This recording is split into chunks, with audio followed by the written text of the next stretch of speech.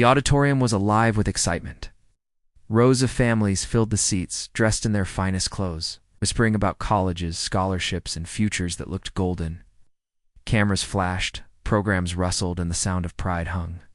In the air like music, at the very back, sat a man who didn't quite belong, or at least, that's how many thought of him. His name was Marcus Johnson, a Marine. His broad shoulders filled out the crisp blue dress uniform, the rows of ribbons on his chest glowing under the lights. His posture was perfect back straight, hands folded, but his eyes carried something no one else in that room could ever understand: the quiet weight of sacrifice.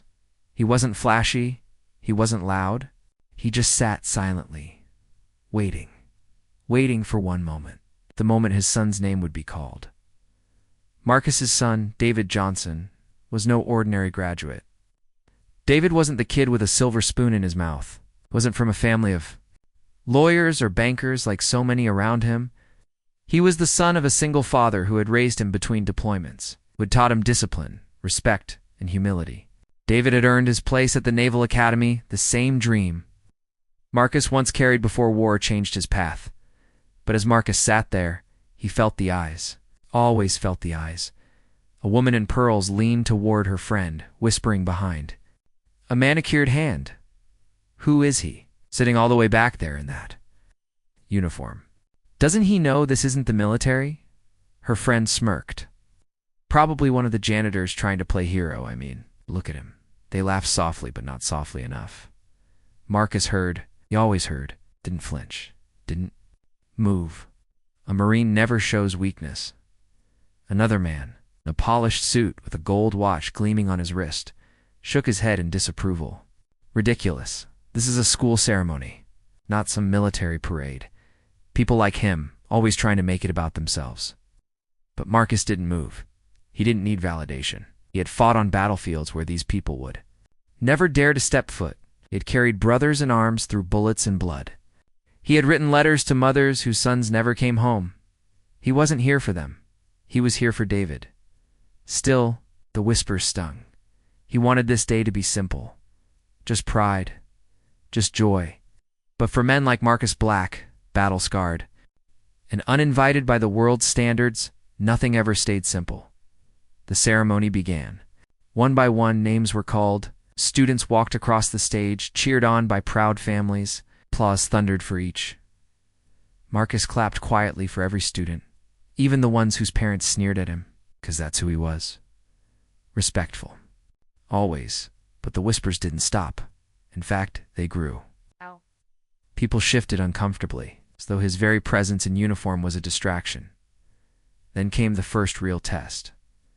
During a pause in the ceremony, 2 security guards entered from the side doors. Their eyes swept the room and landed on Marcus.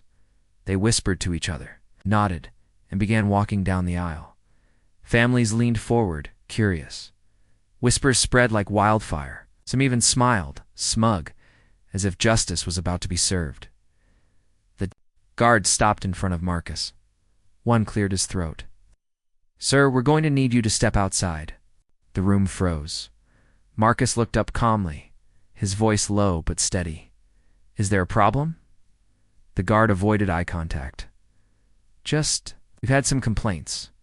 People feel uncomfortable. We'll need you to leave." As the words cut deeper than a knife.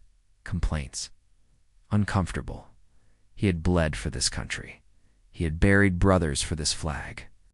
And yet, in this room filled with privilege and pride, it was nothing more than an inconvenience. Marcus glanced toward the stage, where his son sat, unaware of the scene unfolding in the back. His jaw tightened, his heart pounded, but he stayed seated. "I'm here for my son's graduation," Marcus said firmly. "I won't be leaving." The guard shifted uncomfortably. The second one leaned in, his voice harsher. "Look, sir, don't make this harder than it has to be. Step outside or we'll escort you out." The whispers grew louder now. Some parents nodded approvingly. Others watched with wide eyes, sensing this was more than it appeared. And in that moment, the tension in the room was thick enough to choke on. Marcus sat still, silent, unmoving. The Marine in him would not yield, but what none of them knew, what not a single person in that room could have predicted, was that help was already on the way. And when it arrived, the entire auditorium would never forget what they saw.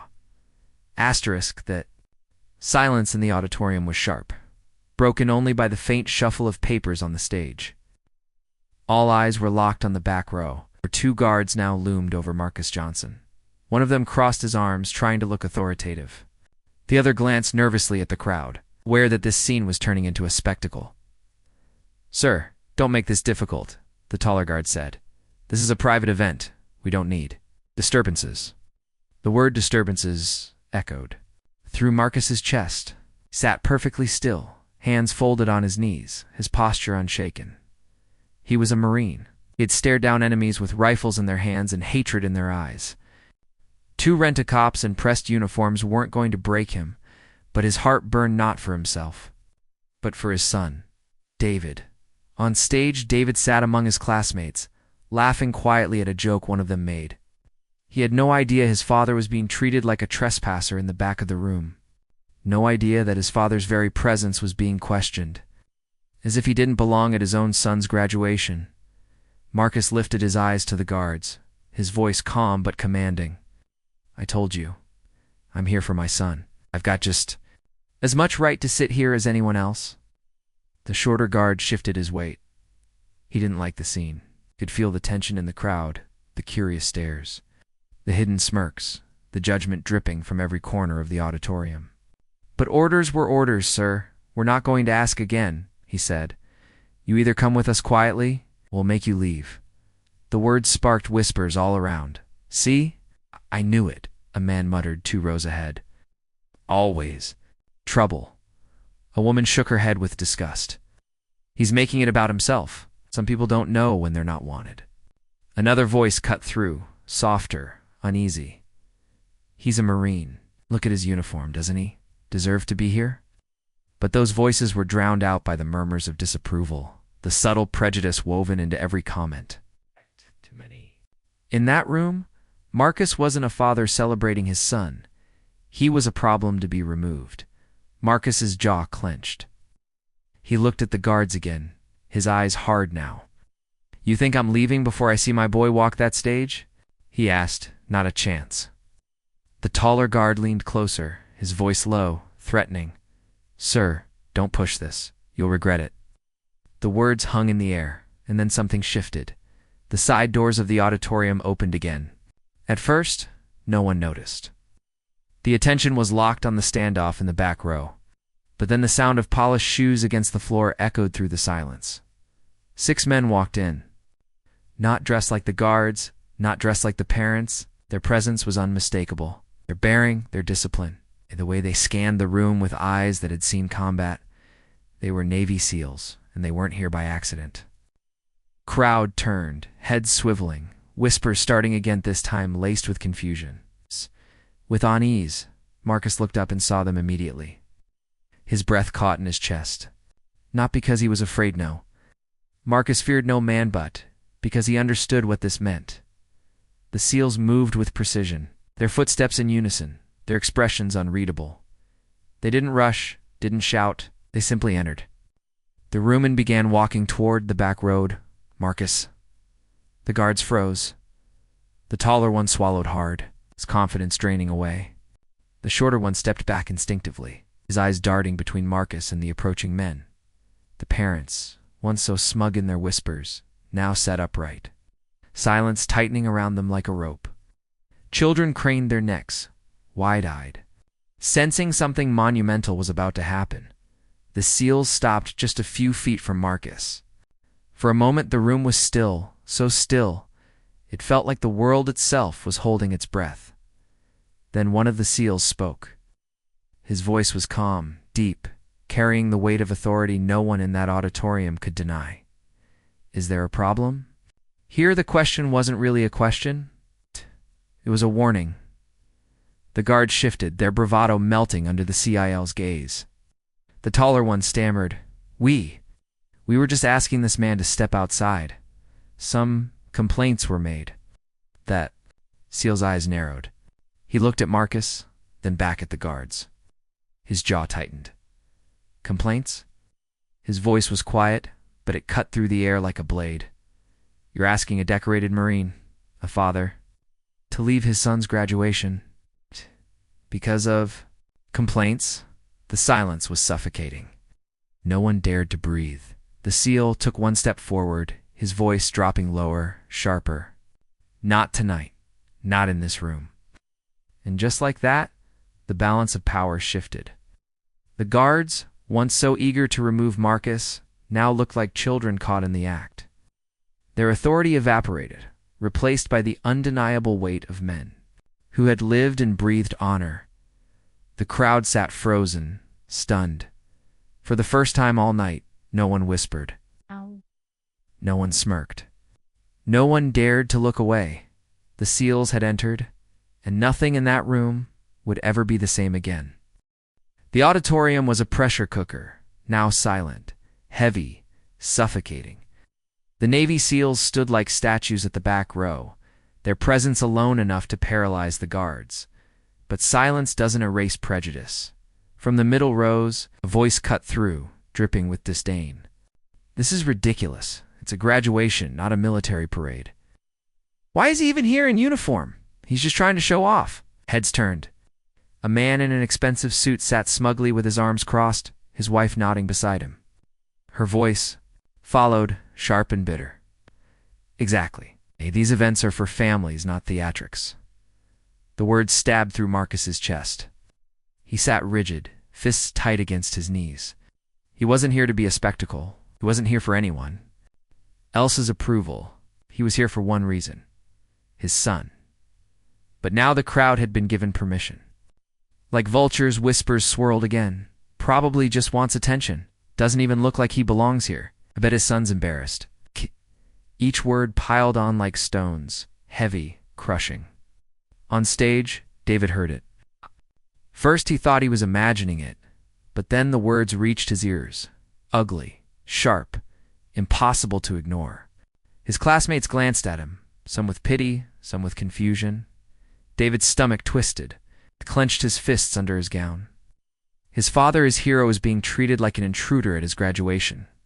One of the guards, desperate to salvage authority in front of the crowd, spoke again.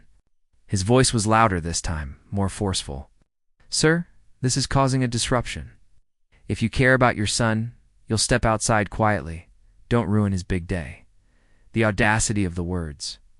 The cruelty of framing humiliation as protection. Marcus's jaw locked. His voice, low and measured, carried across the room. Ruin his day? By sitting here proud of him? By watching him walk that stage? The guard's face reddened.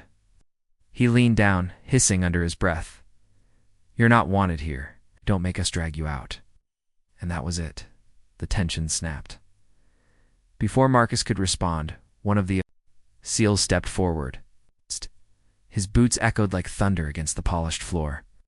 He stopped inches from the guard, towering over him, his voice a blade cutting through the silence. Say that again? The guard froze. His mouth opened, but no. Words came out. Sweat beaded on his forehead. The SEAL's voice rose, not in anger, but in unshakable authority. You threaten a Marine in front of his son. On the day of his graduation? In a room full of children and families? That's what you call protecting this event? No one breathed. No one moved. The SEAL turned slowly, scanning the room. His gaze cut through the crowd like a searchlight, burning into the smug faces, the whispering mouths, the judgmental eyes. Every one of you, he said, his tone heavy with controlled fury, should be ashamed. You sit here in your nice clothes, clapping politely, pretending you understand sacrifice. But when the man who bled for this country, who fought so your children could live in freedom, sits among you suddenly, he's the outsider. A ripple of unease tore through the room. Some lowered their heads. Others shifted uncomfortably in their seats. The SEAL's voice thundered again. This man has more right to sit in this room than anyone here. He earned it, with his blood, with his brothers, with his life on the line. You dare question? Him, Marcus sat still, silent. His chest tightened, his throat thick. He didn't need to defend himself anymore. The SEALs were speaking for him, for every soldier who had ever been disrespected, forgotten, or dismissed. On stage, David's eyes filled with tears. He tried to blink them away, but they fell anyway, streaking down his face. For the first time, his classmates understood. His father wasn't just a Marine. He was a warrior, a man of honor, a man who deserved respect, and yet the humiliation still lingered, heavy in the air. The damage had been done. Marcus had been asked to leave, treated like a criminal in front of strangers, and worse, in front of his son. The seals had silenced the room, but the sting of prejudice still burned. And in that silence, something powerful began to grow. Not anger, not fear, but resolve, because the night wasn't over. The true moment hadn't yet arrived. Marcus was about to rise. And when he did, no one in that auditorium would ever forget it. Asterisk the seal who had spoken stepped back, his presence alone enough to silence every whisper. But then, something unexpected happened. Another seal rose. Then another 6 in total. Forming a line behind Marcus, not one of them smiled, not one of them blinked. Their faces were carved from stone, their bodies radiating quiet dominance. The entire auditorium seemed to shrink. Beneath their presence, one of them, a tall man with silver at his temples, took a single step forward. His voice was calm, but every syllable carried weight. "Do you know who this man is?" he asked, scanning the crowd. "He's not just a Marine. He's our brother. On the battlefield, we trusted him with our lives. He saved us when no one else could. And you? You ask him to leave his son's graduation?" The room was a graveyard of silence. The principal, pale and sweating under the stage lights, fumbled with the microphone. His voice cracked as he tried. "To recover the dignity of the night, ladies and gentlemen, there seems to have been a terrible misunderstanding. Sergeant Marcus Johnson is indeed a decorated veteran of the United States Marine Corps. He has earned multiple commendations, including the Purple Heart." Gasps rippled through the crowd. People who had whispered earlier now shifted in their seats, faces flushed with shame. The silver-haired seal spoke again, his voice low, almost dangerous. "We don't forget our brothers, ever, and tonight none of you will forget him either." Slowly, he reached into a case one of the seals carried. From it he unfolded a flag perfectly pressed, the stars and stripes glowing beneath the auditorium lights. With deliberate care, he stepped forward and handed it to Marcus. The symbolism was undeniable. This wasn't just a father attending his son's graduation. This was a warrior being honored by warriors. The guards who had tried to remove Marcus backed away, faces pale, eyes fixed on the floor. The smug couple who had sneered earlier slouched in their seats, too humiliated to look up. And then, applause. At first it was just a few parents in the back. Then students. Then the entire audience rose to their feet, clapping, cheering, some even crying. The sound filled the auditorium like a wave, washing away the ugliness that had poisoned.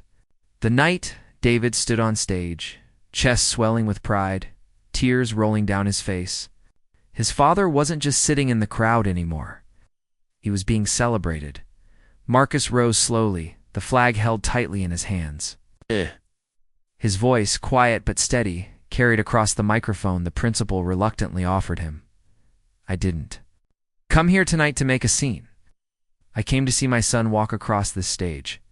I've fought battles overseas, but tonight I fought a different kind of battle. I'll tell you this, no Marine, no soldier, no veteran should ever be made to feel like they don't belong in the country they served." The applause grew louder, roaring now, echoing through the hall. David looked out into the sea of faces, then back at his father, and for the first time that night, he didn't feel embarrassed or ashamed or small. He felt proud, proud to be his son, proud to carry his name. And in that moment, the humiliation of earlier melted away, replaced by honor, by truth. The roar of applause seemed endless, rising higher and higher until the very walls of the auditorium shook. It wasn't polite clapping anymore. It was raw. It was human. It was respect long overdue, but finally here. Marcus stood still for a moment, the weight of the folded flag in his hands, his broad shoulders squared. His face was calm, but his eyes glistened. He hadn't asked for this.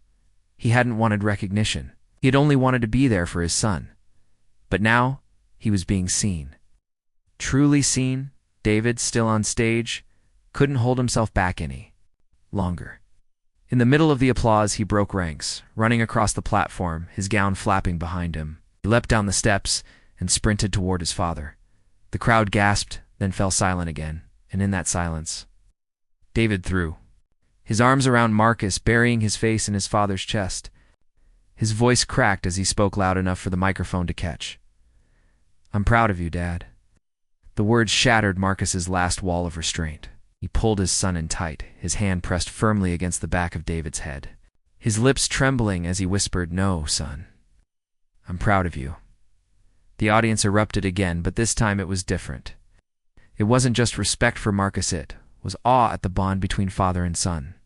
The same bond that had been tested by ignorance, by cruelty, by humiliation, and yet had come out unbroken. The principal, his voice shaky, stepped back up to the podium. "Ladies and gentlemen, tonight we not only celebrate the graduation of our students, but we are reminded of the sacrifices made by the families who stand behind them. Sergeant Marcus Johnson, thank you for your service, and thank you for reminding us what honor truly looks like." The SEALs, standing tall behind Marcus, lifted their hands in salute. The entire audience followed not with military precision, but with heartfelt unity. Hundreds of hands raised, an auditorium full of gratitude. The guards who had tried to remove Marcus stood frozen in the corner, their heads bowed, shame written all over their faces. The smug couple who had sneered earlier sank deeper into their seats, unable to meet anyone's eyes. Justice had been served without violence, without revenge. It's just truth. And truth was louder than any insult.